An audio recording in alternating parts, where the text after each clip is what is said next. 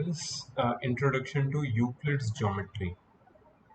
अब ये जो चैप्टर है ये तुम्हारे क्लास 9th के ज्योमेट्री की शुरुआत है, राइट। इसमें मोस्टली सब थियरी है, थियरम्स एंड प्रूफ जो हम लोग आगे पढ़ने वाले, थियरम एंड प्रूफ ज्योमेट्री, वो इस चैप्टर का पार्ट नहीं है। तो ये चैप्टर छोटा सा है, इसका वेटेज भी इतना खास नहीं है। But to understand the terminology of geometry, the proof geometry, which we are going to study in class 9, ये चैप्टर बहुत इम्पोर्टेंट है। सो इसमें जो एक्सरसाइज है, या एक्सरसाइजेज हम बोल सकते हैं, दो है। छोटी है, थियरी है मोस्टली, ज़्यादा खास कुछ सॉल्विंग नहीं है इसमें, लेकिन कुछ डेफिनेशंस है जो हमें लर्न करनी पड़ेगी। ठीक है, तो वो मैं समझाऊंगा एक एक करके धीरे धीरे। इसमें मैं डिस्कस करूंगा वीडियो में, आप वीडियो देख लो फिर एक्सरसाइज सॉल्व कर लेना एनसीईआरटी। ठीक है, let's start with the chapter.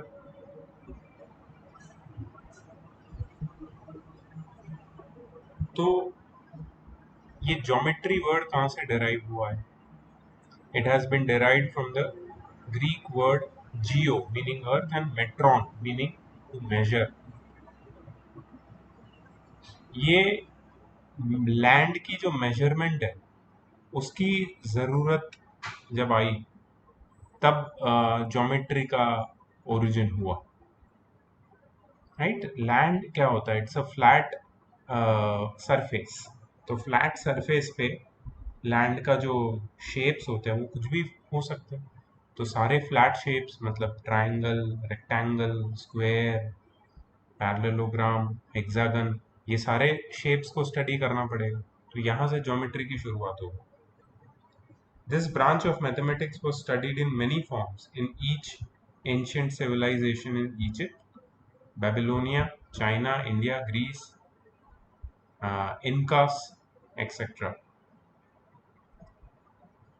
The inhabitants of these civilizations faced many practical problems which needed the development of geometry in many ways.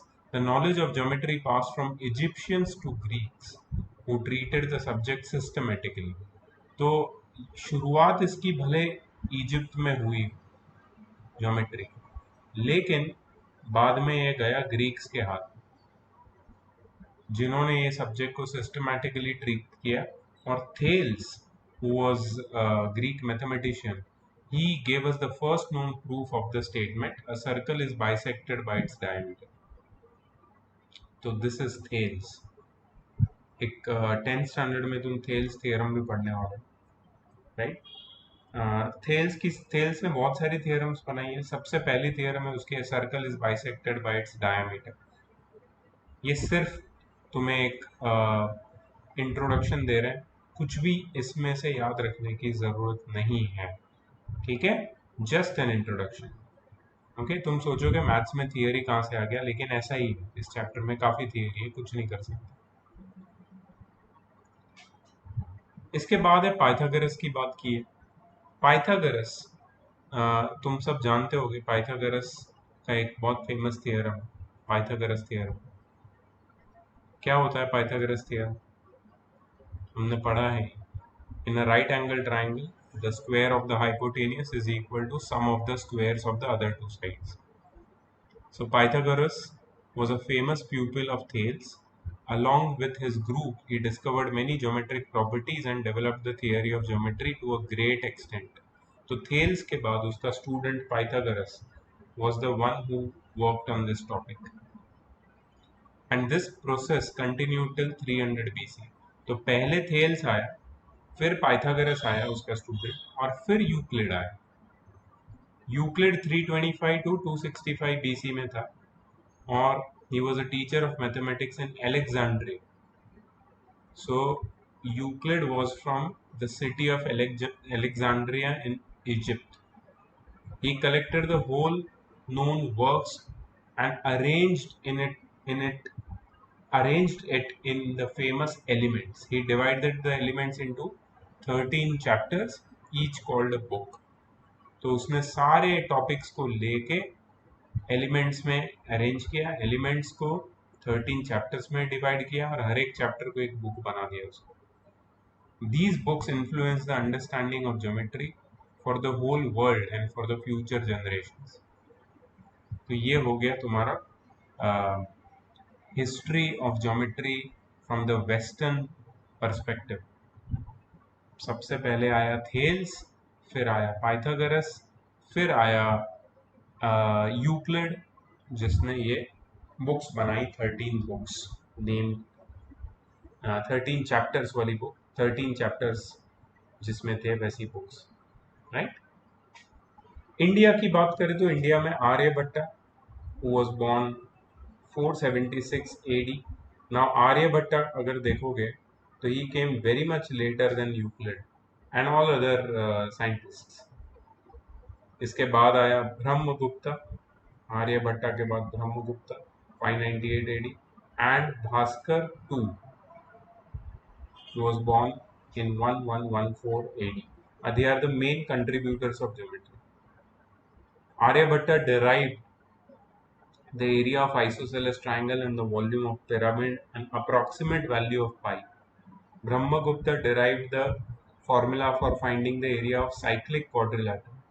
Bhaskar too gave the dissection proof of Pythagoras theorem. In this chapter, we shall discuss Euclid's approach to geometry and try to link with the geometry of present days. Right? So ये सिर्फ एक idea था geometry की history के बारे में, geometry कहाँ से शुरू हुई, बिकॉज 9th स्टैंडर्ड में जो ज्योमेट्री हम पढ़ने वाले हैं it is unlike anything which we have studied in the previous class. हमने ज्योमेट्री पहले पढ़ी है लेकिन 9th स्टैंडर्ड में थोड़ा अलग पर्सपेक्टिव मिलेगा, इसलिए यूक्लिड्स को समझना जरूरी है. अभी ये यूक्लिड के एलिमेंट्स क्या होते हैं ये देखो. Generally Euclid's elements form the basis of geometry, which is in fact known as Euclidean geometry. तो यूक्लिड से ये यूक्लिडियन ज्योमेट्री आया, right? The entire subject is based on establishment of set of assumptions and building a series of theorems and proofs based on these. तो ये Euclidean geometry में क्या है, set of assumptions को establish किया गया और उनके ऊपर बहुत सारी series of theorems and proofs बनाई गई. ये जो assumptions है इनको हम डेफिनेशन, पोस्टुलेट्स और कॉमन नोशंस बोलते हैं. कॉमन नोशन को हम एक्सियम्स भी बोल सकते हैं, ठीक है. Definitions, postulates and common notion या फिर axioms. Postulates are assumptions which are specified to geometry and common notions often called axioms are not specific to geometry.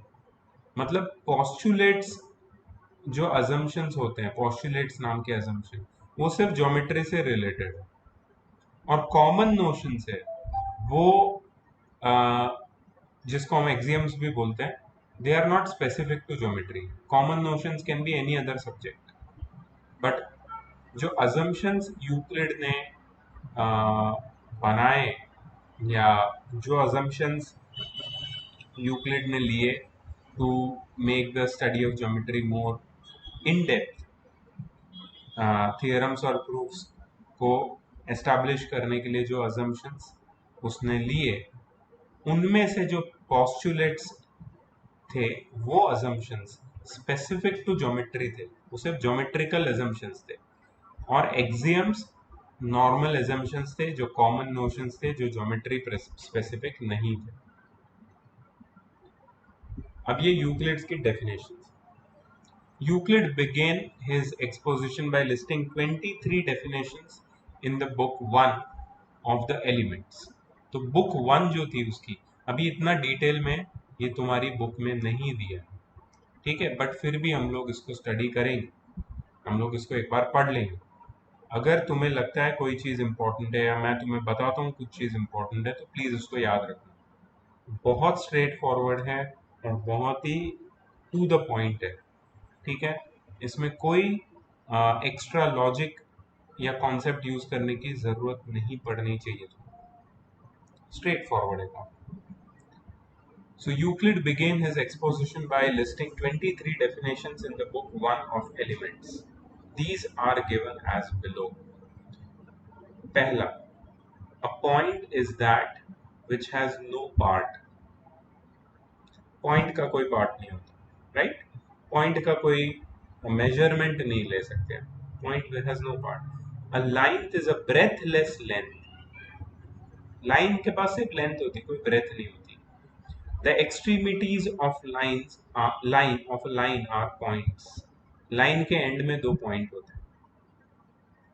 Extremities मतलब एंड्स। लाइन एंड कहाँ पे होगा? पॉइंट।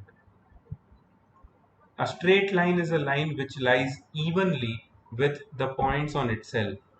मतलब स्ट्रेट लाइन क्या होती है? अगर मैं एक स्ट्रेट लाइन बनाऊं तो ये सारे पॉइंट्स का कलेक्शन है।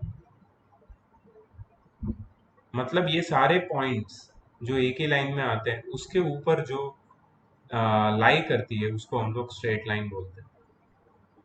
Straight line is a line which lies evenly with the points on itself. A surface is that which has length and breadth only. अगर मैं एक सरफेस बनाऊंगा, ये 3D फिगर बनाऊंगा, ठीक है, ये सरफेस में क्या है? लेंथ है और ब्रेथ। तो सरफेस वो चीज होती है जिसमें सिर्फ लेंथ एंड ब्रेथ ही होती है। Extremities of surfaces of a surface are lines. ये जो सरफेस है उसके एजेस देखो यहाँ पे, ये एजेस मतलब एक्सट्रीमिटीज है। एक्सट्रीमिटीज क्या है? लाइंस है। Straight forward.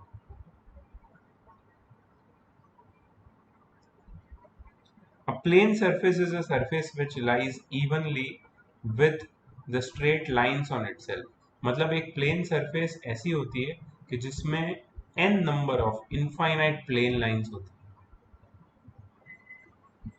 A plane angle is the inclination to one another of two lines in a plane which meet one another and do not lie in a straight line. एक angle क्या होता है? दो lines का meeting. Point नहीं बोल सकते, लेकिन दो लाइंस जब मीट करती है तो एक एंगल बनता है, ठीक है। Inclination of one another of two lines in a plane which meet one another and do not lie in the straight line. वैसे इसको और सिंप्लीफाई करके ऐसे भी बोल सकते हैं कि अगर दो लाइन एक ही लाइन में लाई करेगी तो ये स्ट्रेट एंगल बन जाएगा। तुम्हें पता है ना स्ट्रेट एंगल कितने डिग्री का होता है? 180 डिग्री। अगर ये स्ट्रेट लाइन में नहीं होगी दो लाइन, तो या तो ये एक्यूट एंगल बनेगा, या तो ऑब्ट्यूस एंगल बनेगा, या तो रिफ्लेक्स एंगल बनेगा, राइट?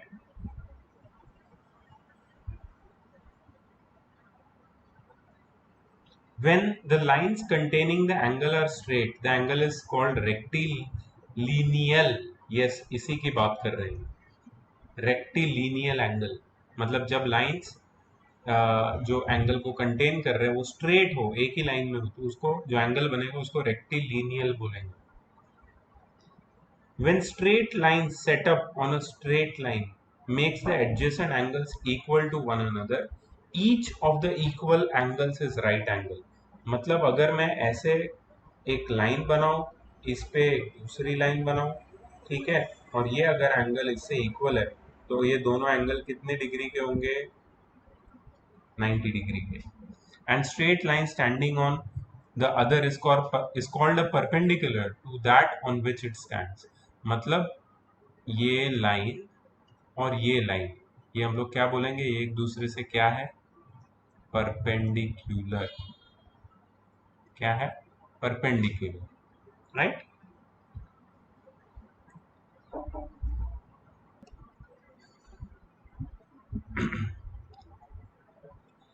11th definition. ये सारी डेफिनेशन है यूक्लिड के। इफ यू आस्क मी कि ये लर्न करनी है या नहीं, तो I would say that do not learn them. मैं तुम्हें एग्जैक्टली बताऊंगा क्या लर्न करना है। तुम्हें एक्सियम्स और पोस्टुलेट्स लर्न करना है, और वो भी सारे नहीं करना है, right? So I am going to tell you कि ये बहुत इंपॉर्टेंट है, इसको लर्न करना। अभी तक ऐसा कुछ भी नहीं आया है जो बहुत इंपॉर्टेंट है, ठीक है। अभी इसमें कि extremities of a line are point, ये जो पॉइंट नंबर 3 देख रहे हो तुम, यहाँ पे जो पॉइंट नंबर 3 तुम्हें दिख रहा है, extremities of a line are a point, अगर ये तुम्हारे फिल इन द ब्लैंक्स में आ गया तो क्या तुम इसका आंसर नहीं दे पाओगे? कॉमन सेंस वाला क्वेश्चन है कि लाइन के एंड में क्या होता है? पॉइंट। सरफेस के एंड में क्या होता है? लाइन। राइट? तो कॉमन सेंस से जो याद रहता है उतना याद रखो, रट्टा मारने की कोई जरूरत नहीं है, या ज्यादा इसके ऊपर इसके पीछे पड़ने की भी जरूरत नहीं है। प्लीज ये बात को तुम समझो। चलो next, obtuse angle.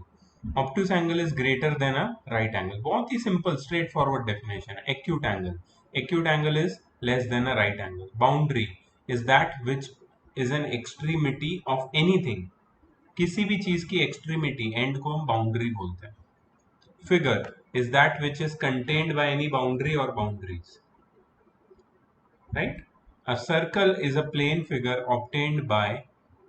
contained by one line such that all the straight lines falling upon it form one point among those lying within the figure are equal to one another.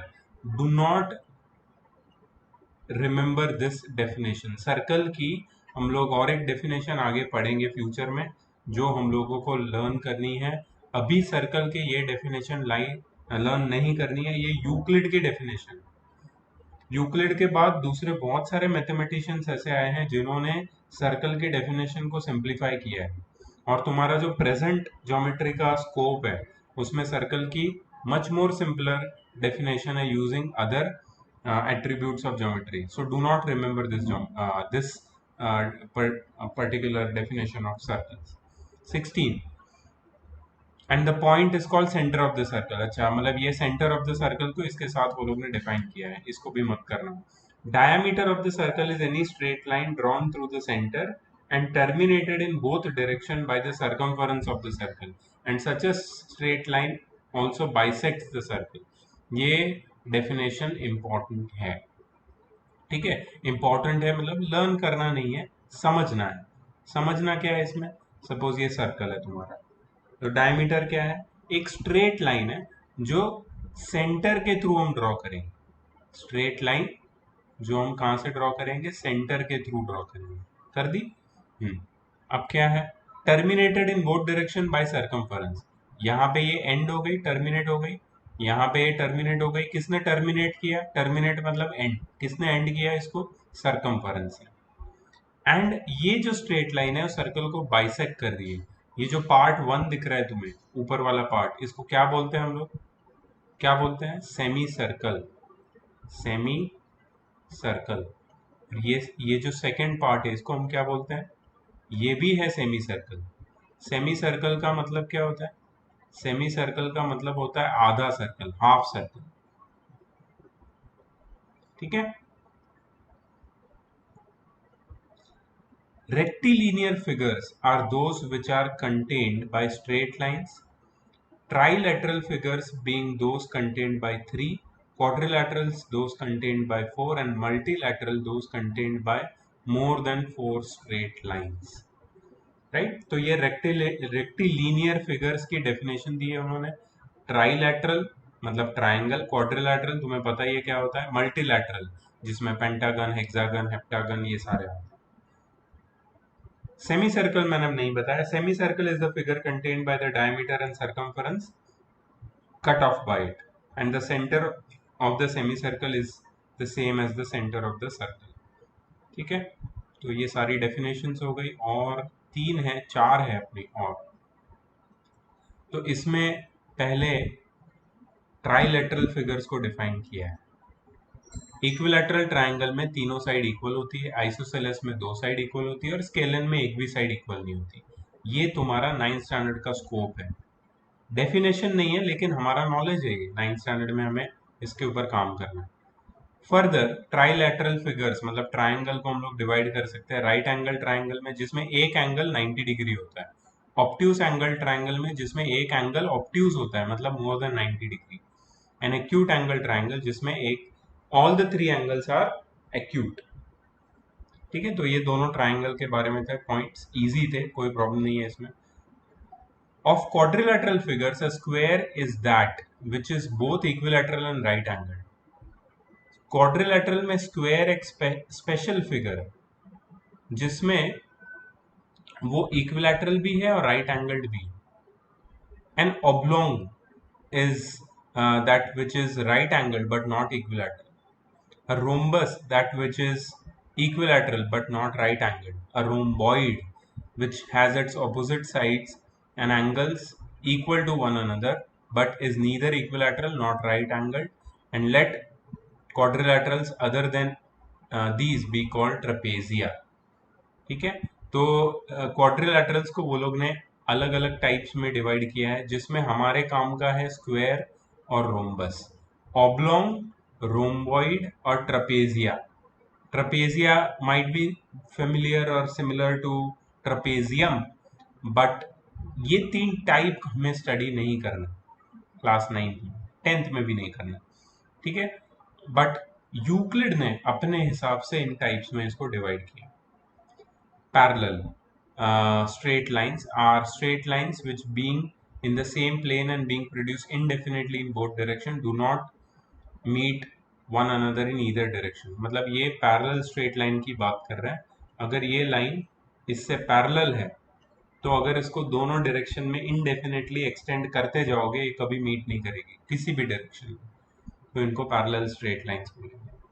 तो ये हो गई सारी डेफिनेशंस जो Euclid ने दी थी. हमने एक एक डेफिनेशन रीड कर लिया और जो जो इम्पोर्टेंट है उसको हमने समझ भी लिया है और कॉमन सेंस के हिसाब से समझ लिया है. तो अभी तक हमने क्या पढ़ा है? इंट्रोडक्शन में हमने पढ़ा है थोड़ा सा हिस्ट्री ऑफ ज्योमेट्री, कैसे यूक्लिड आया पिक्चर में एंड व्हाट ही डिड. उसके बाद हमने यूक्लिड के कुछ डेफिनेशंस पढ़े 23, राइट. एंड अब आते हैं उसके एक्सियम्स. ये कॉमन नोशंस है. कॉमन नोशंस मतलब कॉमन सेंस बोल सकते हैं इसको. ठीक है. ये ज्योमेट्री से रिलेटेड हो ऐसा जरूरी नहीं है. एक्सियम्स मे और may not relate to geometry, right. First axiom देखो, things which are equal to the same thing are equal to one another. बहुत ही इजी और सिंपल और कॉमन है. ठीक है. सपोज ये स्क्वायर, ये स्क्वायर इस स्क्वायर से इक्वल है. ये स्क्वायर ए है और ये स्क्वायर बी है, दोनों इक्वल. ठीक है. और एक स्क्वायर है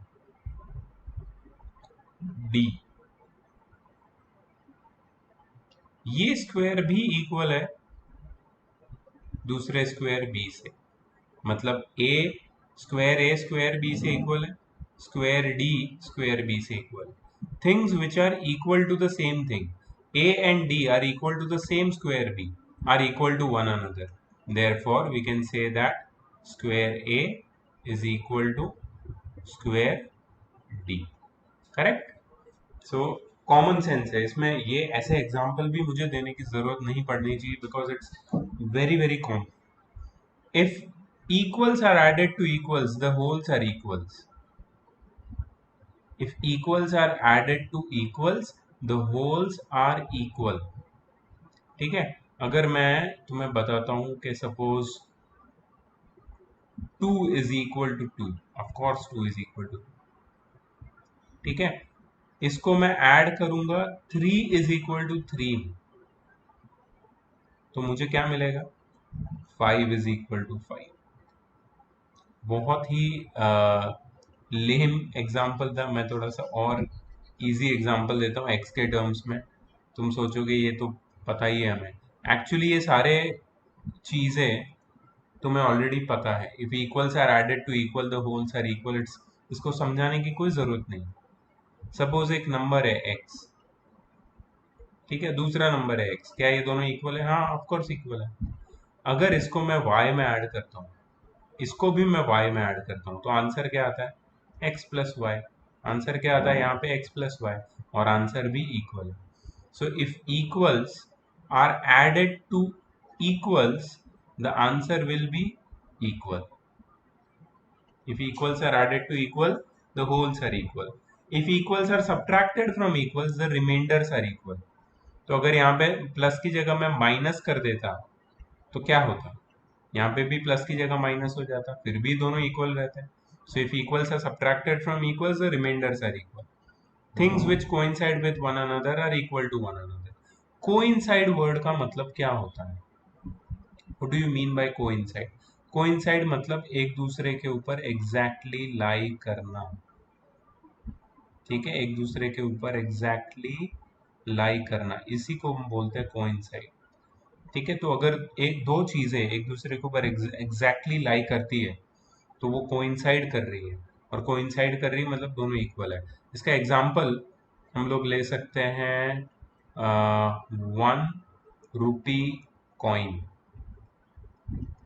अगर दो 1 रुपी कॉइन्स को एक दूसरे के ऊपर रख दिया तो वो कोइंसाइड करेंगे कि नहीं करेंगे? सेम टाइप के 1 रुपी कॉइन होने चाहिए, सेम डिजाइन के, सेम टाइप के, तो वो कोइंसाइड करेंगे, मतलब वो दोनों इक्वल है, उनका शेप इक्वल है, उनकी वैल्यू तो इक्वल है ही, वैल्यू की बात नहीं कर रहे हम, शेप की बात कर रहे हैं। The whole is greater than the part. अब बताओ, ये whole is greater than the part, ये सपोज तुम्हारे पास एक पिज्जा है। आई एम सॉरी, ये पिज्जा थोड़ा सा आउट ऑफ शेप हो गया। Suppose you have a pizza which you divide in how many parts is the pizza divided?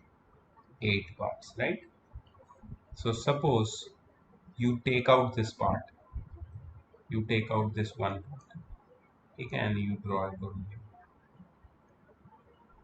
एक पार्ट मैंने निकाल दिया, कौन बड़ा है? ये एक पार्ट बड़ा है या वो जो बाकी का पिज्जा है? ऑफ कोर्स बाकी का पिज्जा बड़ा है, right? So whole is greater than the part, बाकी का पिज्जा छोटे पार्ट से बड़ा होगा, whole is greater than the part. इतना कॉमन सेंस है। Things which are double of the same things are equal to one another. जो चीजें एक ही चीज की डबल है वो हमेशा एक दूसरे से इक्वल होगी। Things which are halves of the same things are equal to one another. जो चीजें एक ही चीज की हाफ है वो भी एक दूसरे से इक्वल होगी, राइट? सो ये यूक्लिड के एक्सियम्स है या फिर कॉमन नोशंस है, कॉमन सेंस से इसको हम लोग समझ सकते हैं। इसको प्रूव करने का कोई दूसरा तरीका नहीं है। तो ये मत पूछना मुझसे कि सर इसका प्रूफ क्या है, कैसे आप प्रूव करेंगे whole is greater than part? इसको प्रूव नहीं कर सकते, कॉमन सेंस है। कॉमन नोशंस का मतलब ही होता है कॉमन सेंस।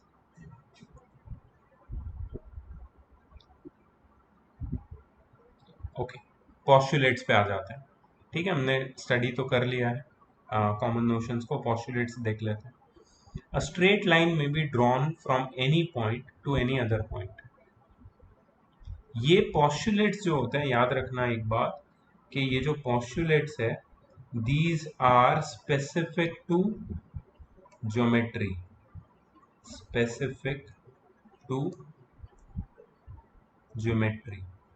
तो यूक्लिड ने कुछ अजम्पशंस लिए थे जिससे उसने कुछ एक्सियम्स और पॉस्टुलेट्स बनाए, और ये पॉस्टुलेट्स सिर्फ ज्योमेट्री के assumptions.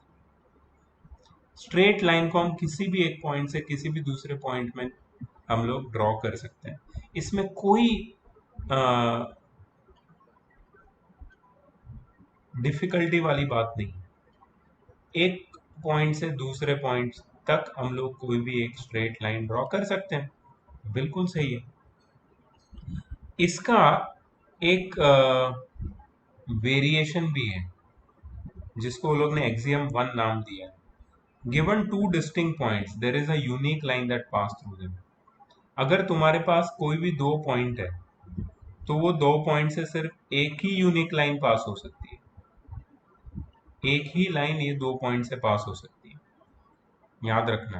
Your straight line can be drawn from any one point to any other point, and given two distinct points there is a unique line that passes through them. A terminated line can be produced indefinitely.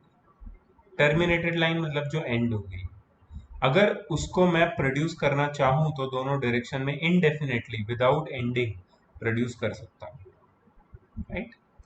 A circle can be drawn with any center and any radius. कहीं भी circle draw कर सकते हो, कितनी भी radius ले सकते हो। Sorry for that, radius right, so ये बड़ा सर्कल होगा। आई एम अगेन सॉरी, मुझे नहीं करना चाहिए था, पहले सर्कल बनाना चाहिए। कोई भी सेंटर से हम सर्कल बना सकते हैं, कितनी भी रेडियस वाला, रेडियस बड़ी लेनी है हो जाएगा, सर्कल ऐसा बनेगा। रेडियस छोटी लेनी है वो भी हो जाएगा, सर्कल ऐसा बनेगा। लेकिन किसी भी सेंटर से और कितनी भी रेडियस के सर्कल हम बना सकते हैं। If a straight line falling on two straight lines makes the interior angle on the same side of it taken together less than two right angles, then two straight lines if produced indefinitely meet on that side on which the angles are less than the two right angles। तुम सोच रहे होगे मैंने फटाफट फटाफट क्या बोल दिया, ये बोला मैंने यहाँ पे दिखा रहा है, जो मैंने बोला यहाँ पे दिखाया है। दो स्ट्रेट लाइन बनाई है, ए बी और सी डी दिख रही है तुम्हें। ये स्ट्रेट लाइन को एक, ये दोनों स्ट्रेट लाइन को एक तीसरी स्ट्रेट लाइन कट कर रही है, पी क्यू दिख रहा है, ए बी और सी डी को पी क्यू कट कर रहा है। अब ये पी क्यू के लेफ्ट साइड में जो दो एंगल है उनको देखो, एंगल 1 और 2 दिख रहे हैं, एंगल 1 और 2। एंगल 1 और 2 को अगर हम ऐड करेंगे, एंगल 1 प्लस एंगल 2, ये हमेशा मुझे 180 डिग्री से छोटी वैल्यू देगा।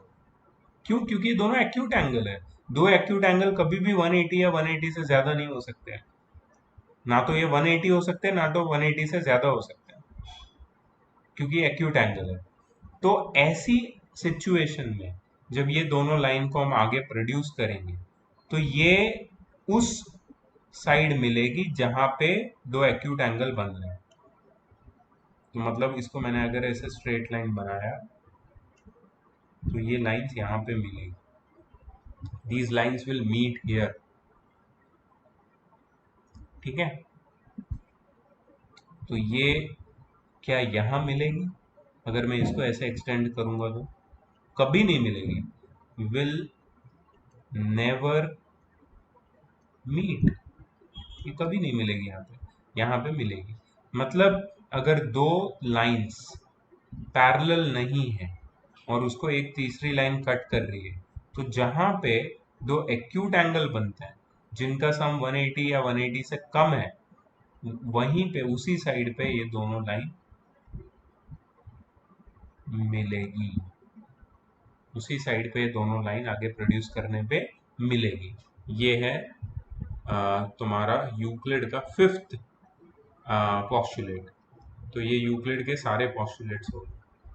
पहले हमने एक्सियम्स कर लिए, समझ लिए सारे एक्सियम, 7 एक्सियम्स, और 5 पॉस्टुलेट्स भी हमने समझ लिए, राइट। अब क्या है नेक्स्ट? Euclid's propositions. अब ये प्रपोजिशन किस पे बेस्ड है? Propositions are based on assumptions, and what assumptions have we just studied? Axioms and postulates। तो एक्सियम्स और पॉस्टुलेट्स का यूज करके यूक्लिड ने कुछ प्रपोजिशन दिए हैं या थ्योरम्स दिए, तो इनको हमें समझना है, स्टडी करना है। These proved statements are called propositions or theorems. Euclid deduced 465 propositions in a logical chain using his axioms, postulates, and definitions. In the next chapters of the unit on geometry, we may use these axioms to prove more theorems. Total 465 theorems Euclid ने derive किए। Please don't be afraid, हमें ये सारी नहीं पढ़नी है, इस chapter में तो बिल्कुल नहीं पढ़नी है, हमें कुछ सिलेक्टेड वंस समझना है, ठीक है। आगे हम लोग ज्योमेट्री में कुछ थ्योरम्स डिराइव करेंगे, ठीक है, using Euclid's axioms and postulates. But 465 सारी के सारे तो नहीं करेंगे, don't worry about that. If you see the number and if you get afraid, I just want to reassure you that we are not going to do all of them. Don't worry about it. First theorem: two distinct lines cannot have more than one point in common। दो line के बीच में एक से ज्यादा point common नहीं हो सकता, ठीक है। अभी मेरे को एक बात बताओ, दो लाइन बनाता हूं मैं यहाँ पे, ये कौन सी लाइन है पता है तुम्हें? इनको क्या बोलते हैं?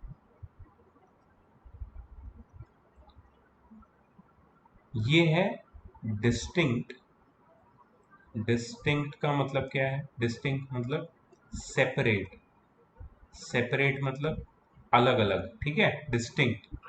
Intersecting lines, intersecting lines, what do you mean bye intersecting? Intersecting मतलब जो एक दूसरे को कट करते हैं। कितने पॉइंट है जहां पे लोग कट कर रहे हैं? एक सिंगल पॉइंट। तो दो डिस्टिंक्ट लाइन अगर एक दूसरे को कट भी करेंगे तो उनमें एक से ज्यादा कॉमन पॉइंट नहीं हो सकता। अगर दो पैरेलल लाइंस हो तो उनमें एक भी पॉइंट कॉमन नहीं होगा, तो कोई प्रॉब्लम ही नहीं है, क्योंकि यहाँ पे थियरम वन बोलता है can not have more than one point in common. Zero point in common हो सकता है, वन पॉइंट इन कॉमन हो सकता है, लेकिन एक से ज्यादा पॉइंट कॉमन कभी नहीं हो सकता, क्योंकि हमने एक्सियम वन में पढ़ा था कि एक ही लाइन दो पॉइंट से पास हो सकती है। ठीक है, अगर एक लाइन किसी भी दो पॉइंट से सिर्फ एक ही लाइन पास हो सकती है, इसका मतलब है कि दो लाइंस दो पॉइंट से पास नहीं हो सकती। अगर दो लाइन दो डिस्टिंक्ट पॉइंट से पास नहीं हो सकती है तो दो लाइन में एक से ज्यादा पॉइंट कॉमन भी नहीं हो सकता। ठीक है, इतना ज्यादा एक्सप्लेनेशन तुम्हें देने की जरूरत नहीं है, बट थियरम को समझो। थियरम ये बोल रहा है कि दो डिस्टिंक्ट लाइन में एक से ज्यादा कॉमन पॉइंट नहीं हो सकता। अगर वो पैरेलल लाइन है तो उसमें एक भी कॉमन पॉइंट नहीं होगा, इंटरसेक्टिंग लाइंस है तो एक ही कॉमन पॉइंट होगा। Fundamental axioms and theorems. Incidence axiom. A line contains infinitely many points. एक लाइन में बहुत सारे पॉइंट्स होते हैं। Incidence axiom two, through given points there passes infinitely many lines. अगर मैंने एक पॉइंट बनाया तो एक पॉइंट से बहुत सारी हजारों इनफाइनाइट लाइन पास कर सकती है, इनफाइनाइट। ठीक है, एक लाइन से, एक पॉइंट से इनफाइनाइट लाइन पास कर सकती है। ऐसी लाइंस को पता है क्या बोलते हैं? जो एक ही पॉइंट से पास करती है, इनको बोलते हैं concurrent, concurrent lines, concurrent lines. Given two distinct points A and B, there is one line that contains both the points. अगर मेरे पास दो पॉइंट्स है A और B, तो एक लाइन है जो दोनों पॉइंट कंटेन करेगी, क्योंकि दो पॉइंट से सिर्फ एक ही लाइन में पास कर सकता हूँ। ठीक है, सो ये इंसिडेंस एक्सियम इनको नाम दिया है, which are very much similar to the earlier axioms. Definition देखो कुछ, थ्री और more than three points are said to be collinear if there is a line which contains them. अब नया डेफिनेशन आया है, collinear points. What are collinear points? Collinear, collinear का मतलब क्या होता है? अगर एक लाइन पे दो या दो से ज्यादा पॉइंट लिए तो इन सबको कोलिनियर पॉइंट्स बोलेंगे। Three or more than three lines are said to be concurrent if there is a point which lies on all of them. अब भी मैंने just concurrent lines बताया तुम्हें। concurrent lines क्या होती है? तीन या तीन से ज्यादा लाइन जिनमें एक कॉमन पॉइंट हो, मतलब वो सारी लाइंस एक ही पॉइंट से पास करेगी, तो उनको क्या बोलते हैं? Concurrent lines.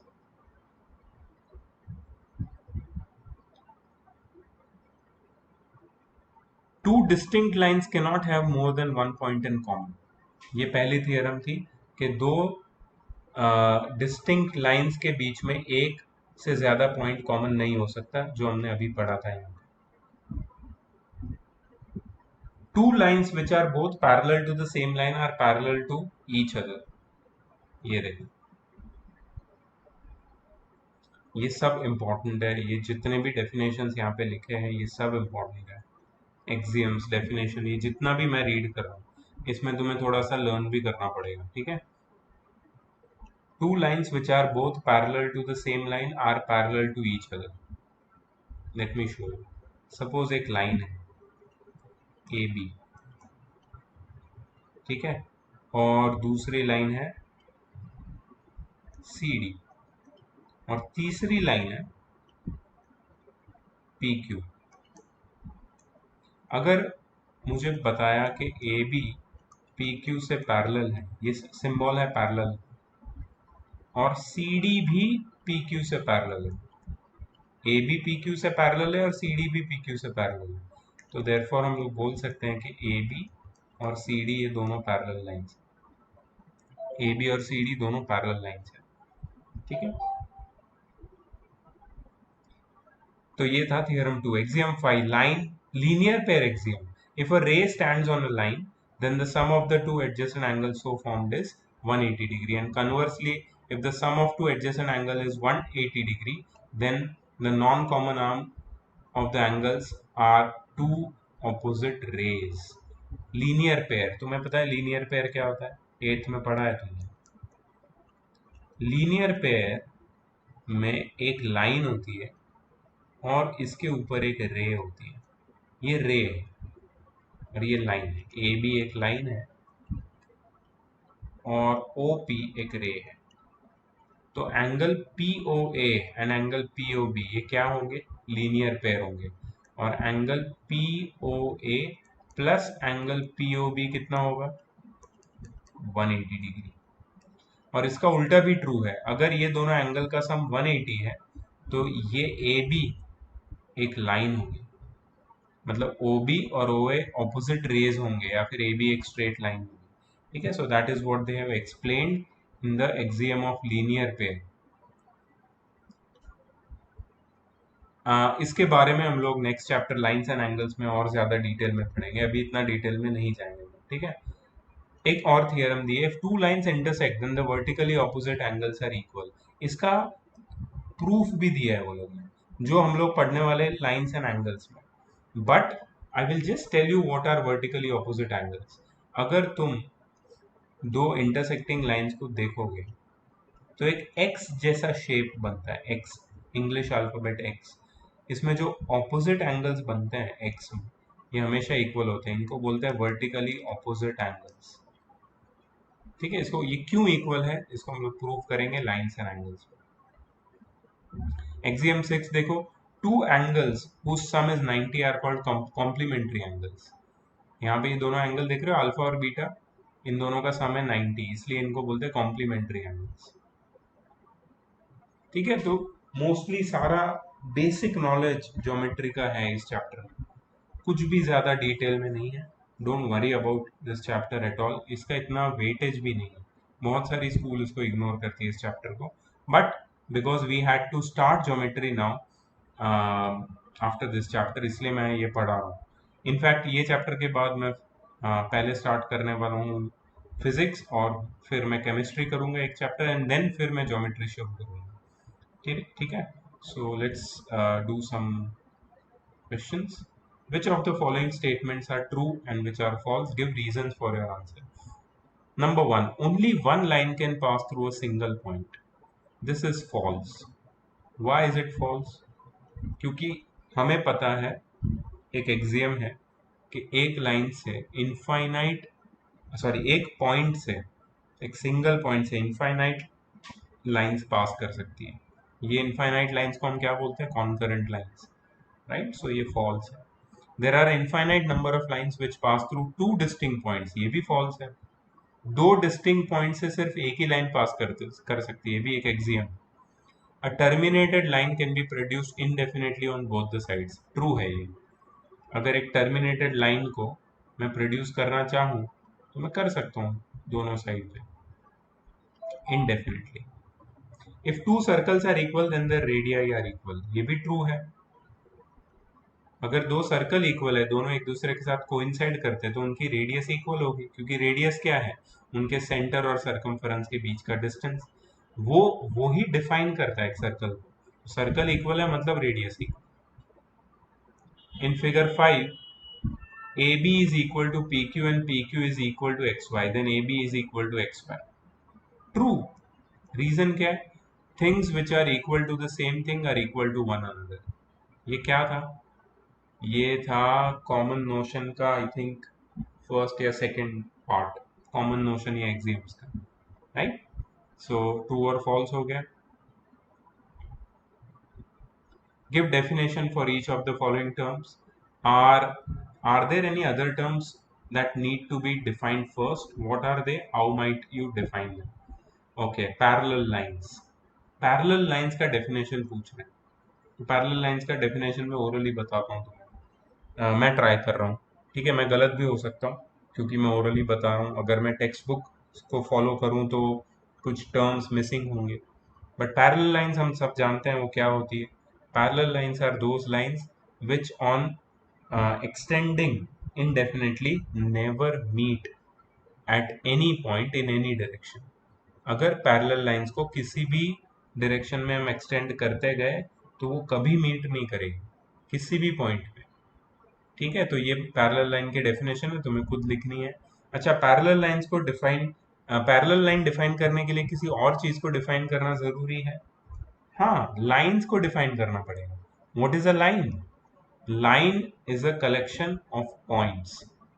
Line is a collection of point, ऐसा हम बोल सकते हैं। इसको और थोड़ा अच्छे से हम लोग यहाँ पे देखते हैं। यहाँ पे ये लोग ने लिखा है parallel lines are straight lines which lie in the same plane and being produced in both direction indefinitely do not meet each other, जो परफेक्ट था। Other term involve is the plane. Plane is an undefined term. However, we can represent it intuitively and explain with the help of physical model। तो यहाँ पे वो लोग ने parallel lines के लिए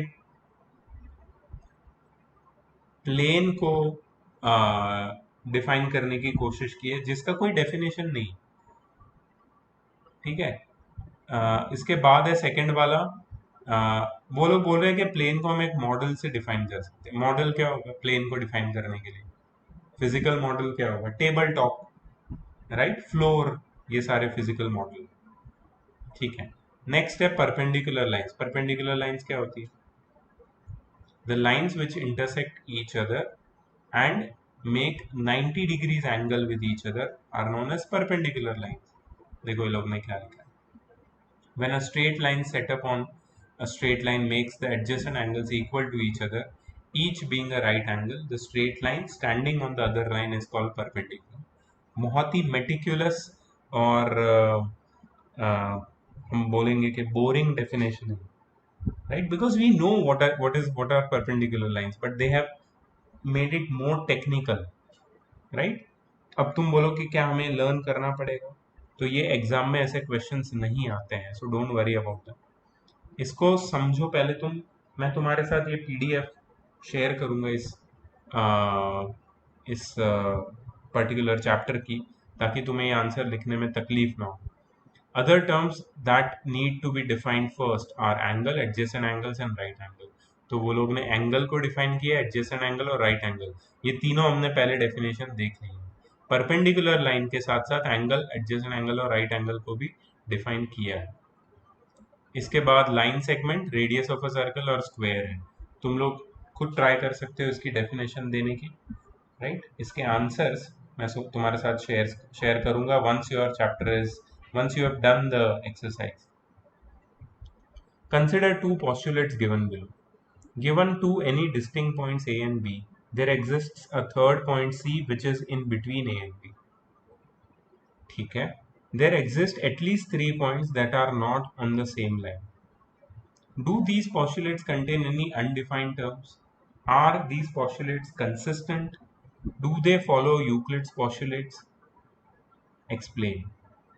बोला, पहले बोला है given two distinct points A and B, there exist a third point which is in between A and B. या it seems okay. Let's see answer क्या लिखा है वो लोग ने, that is more interesting. There are several undefined terms which can be listed। The postulates 1 and 2 are consistent because they deal with separate situation। Postulate 1 में बोला है कि दो पॉइंट है जिसके बीच में तीसरा पॉइंट हो सकता है, पॉसिबल है। Postulate 2 में बोला है कि तीन पॉइंट एक मिनिमम ऐसे होते हैं जो एक लाइन पे नहीं होते।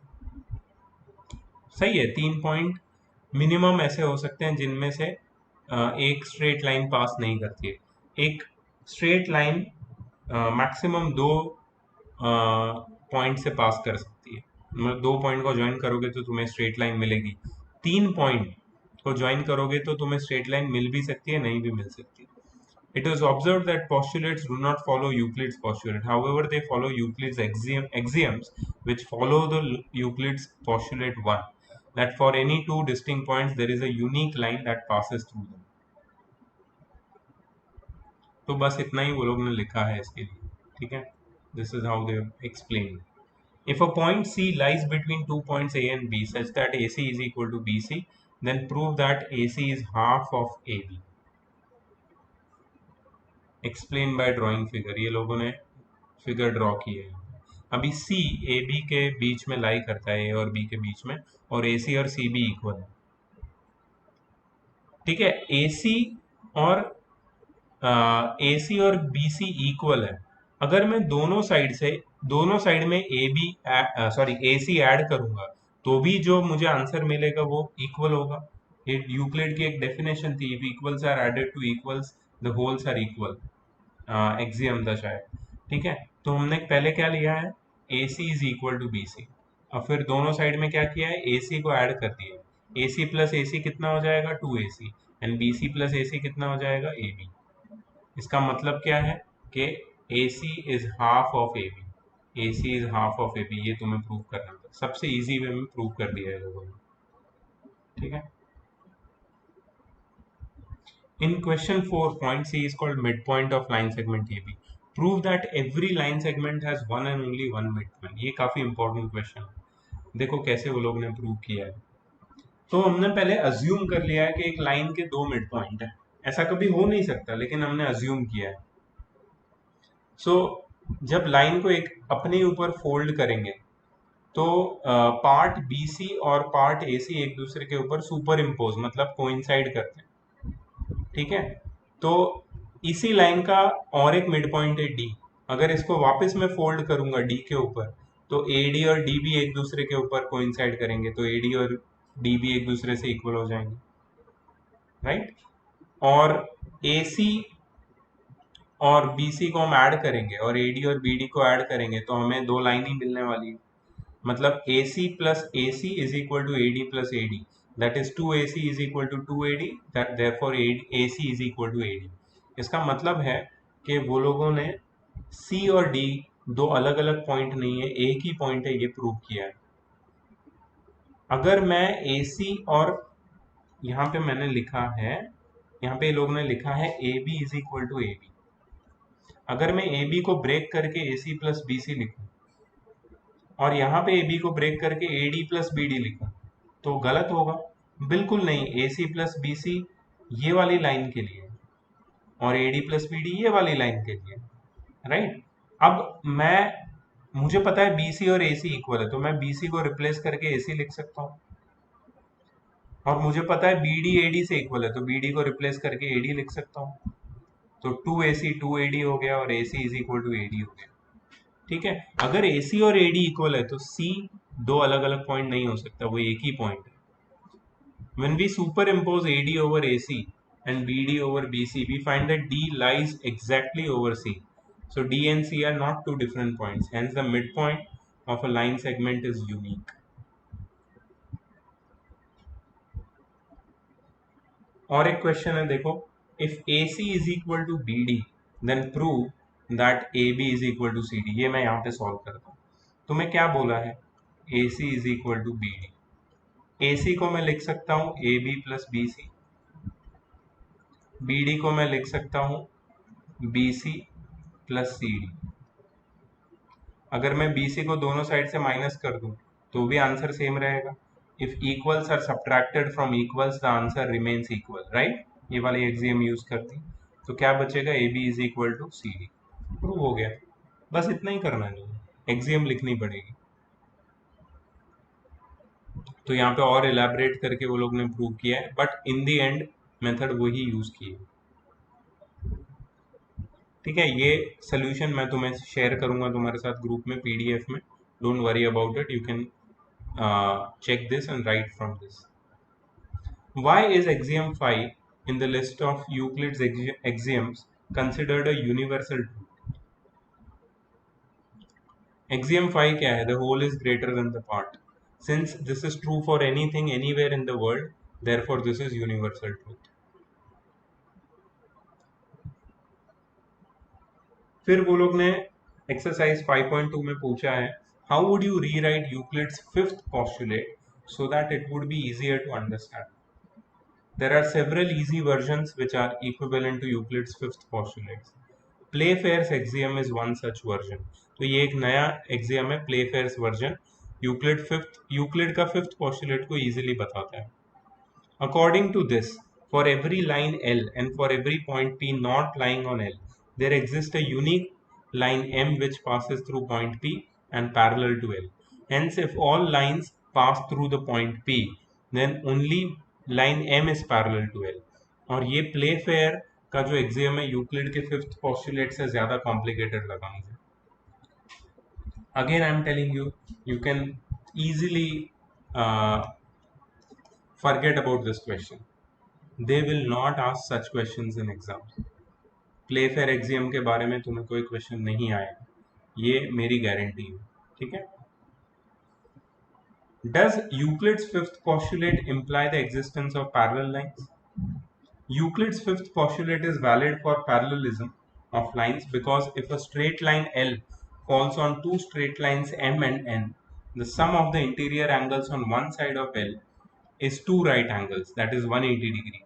Then by Euclid's fifth postulate, the lines do not meet on this side of L. Further, we know that the sum of interior angles on the other side of L will also be 180 degree. So they will not meet on the other side also.